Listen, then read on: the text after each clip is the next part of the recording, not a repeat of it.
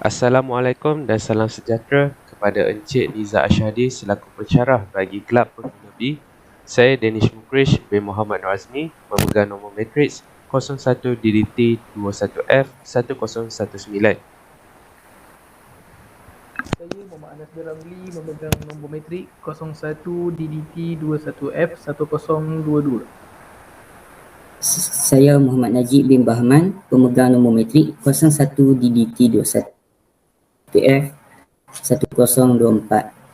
Pada hari ini, kami sekumpulan ingin membuat perjumpaan musyarat bagi perbincangan berdasarkan mini projek ini.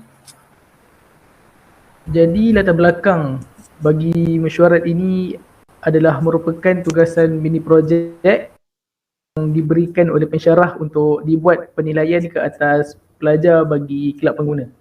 Dan objektif kami pula adalah supaya dapat memberi kesedaran kepada orang ramai untuk bijak dalam berbelanja dan meningkatkan kesedaran kepenggunaan.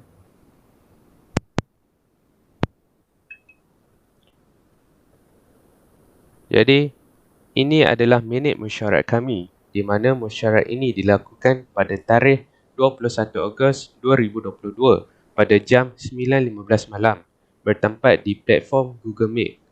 Yang hadir dalam mesyuarat ini adalah saya, Danish Mukrish sebagai pengurusi, Muhammad Anas sebagai setiausaha dan Muhammad Najib sebagai bendahara. Antara isu yang akan kami perbincangkan adalah membandingkan harga barangan, berkongsi idea untuk bijak membeli dan memberi pendapat antara satu sama lain. Tanpa membuang masa, marilah kita mulakan mesyuarat. Kebelakangan ini, isu kenaikan harga barangan semakin meningkat dengan sungguh ketara. Tahun demi tahun, harga barangan makin naik sehingga mendatangkan kemudaratan kepada ramai pengguna. Kita dapat lihat pada keratan akhbar di mana harga barangan telah naik sebanyak 30% pada 21 Jun 2022 yang menyebabkan rakyat semakin tersepit. Jadi ini menunjukkan bahawa inflasi negara semakin jatuh.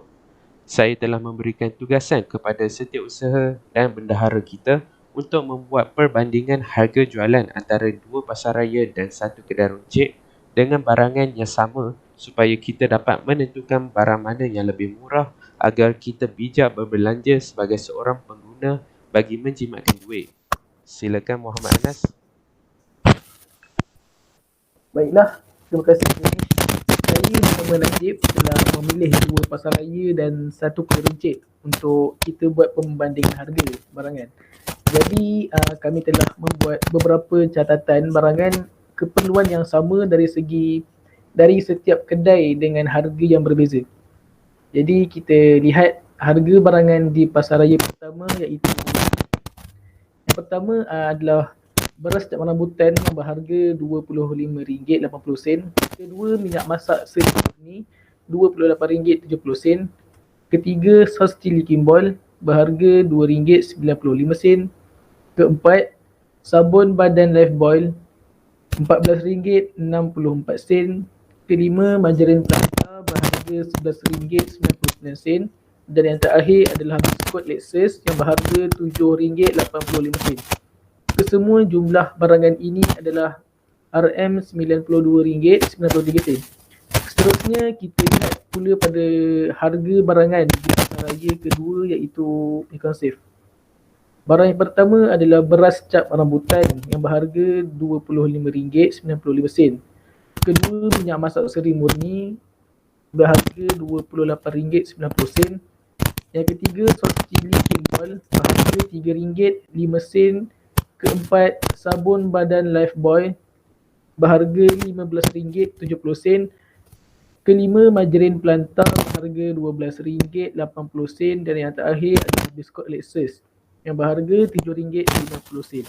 Kesemua jumlah barangan ini adalah sebanyak RM93.87. Seterusnya saya serahkan kepada Najib. Okey, terima kasih Anas. Sekarang kita lihat pula harga barangan di kedai runcit, iaitu kedai runcit Arsyad. Okey, beras cap rambutan RM26, minyak masak seri murni RM29.95, sos cili kimbal RM3.25, sabun badan Lifebuoy RM17.40, margarin Planta RM13.90, biskut Lexus RM9.50.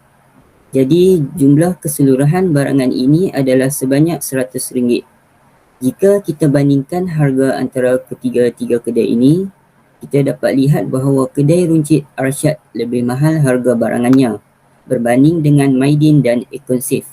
Manakala Maidin lebih murah harga barangannya berbanding dengan Econsave. Seterusnya kita pergi ke kaedah bijak berbelanja. Sebagai pengguna yang bijak, kita mestilah bijak dalam berbelanja. Jadi, saya ingin kongsikan beberapa kaedah yang bijak semasa berbelanja. Yang pertama, kita haruslah utamakan untuk membeli barangan keperluan dan kurangkan untuk membeli barangan kehendak. Sebagai contohnya, jika kita ingin membeli sesuatu barang tersebut, kita hendaklah lebih mengutamakan untuk membeli barangan keperluan dahulu seperti makanan, baju dan lain-lain lagi. Yang kedua, kita mestilah merancang perbelanjaan sebelum membuat pembelian. Dengan merancang perbelanjaan, kita dapat mengelakkan diri kita daripada terbeli barangan yang lebih menjurus kepada barangan kehendak atau untuk mengikut nafsu semata-mata sahaja. Yang ketiga, kita haruslah melakukan perbandingan harga. Apabila kita sudah melakukan perbandingan harga di kedai yang berdekatan dengan rumah kita, kita akan dapat mengurangkan kos pembelian barangan keperluan dan juga kita dapat menjimatkan wang. Yang terakhir, membeli barangan yang berkualiti.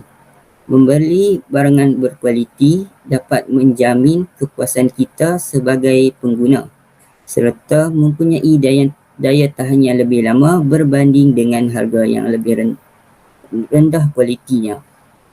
Seterusnya saya serahkan kepada Anas semula. Terima kasih Najib. Jadi saya ingin kongsikan beberapa kesan buruk jika kita tidak bijak dalam berbelanja. Antaranya adalah yang pertama, tidak mempunyai simpanan yang cukup untuk memenuhi semua keperluan. Kedua, membawa kita ke kancah hutang yang keterlaluan sekiranya tidak dikawal sejak remaja. Ketiga, pendapatan sentiasa tidak mencukupi dan terpaksa berhutang. Dan yang terakhir adalah menghadapi masalah keuangan di usia muda jika tidak dibendung. Jadi kita mestilah merancang perbelanjaan kita supaya masalah-masalah yang baru kita bincangkan tadi tidak berlaku. Tambahan pula dengan situasi yang tidak menentu ketika ini akibat COVID-19, pelbagai kemungkinan boleh berlaku jika kita tidak berhati-hati dan merancang keuangan dengan bijak.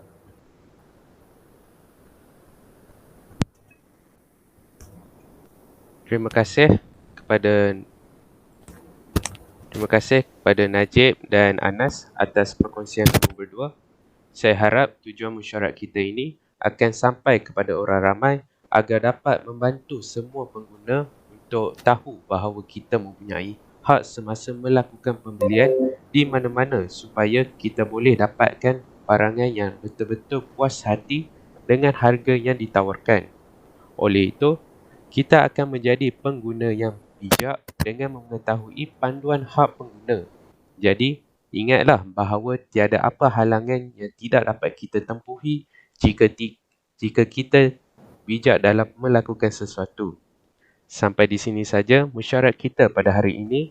Saya mengucapkan terima kasih sekali lagi kepada setiausaha kita Muhammad Anas dan bendahara kita Muhammad Najib. Saya akhiri ucapan saya dengan wabillahi taufiq wa hidayah. Wassalamualaikum warahmatullahi wabarakatuh.